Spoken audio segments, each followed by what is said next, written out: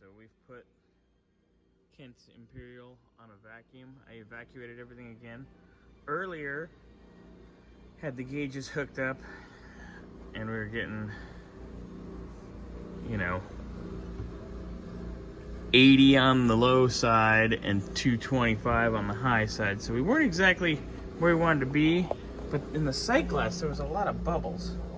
So I was kind of wary about that. So evacuated it.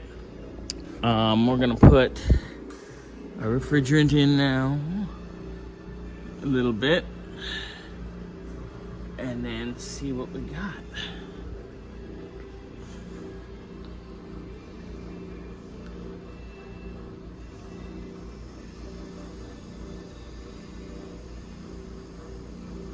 Alright, it's definitely taking refrigerant.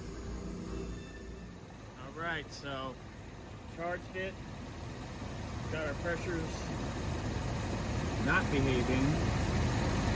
Obviously this should be way lower and this should be way higher right now. So I can verify that definitely got a weak compressor here, Kent. Because obviously the low side's not gonna come down if it's not drawing it in at the volume it needs to, and the high side's not gonna go up if it's low pressure.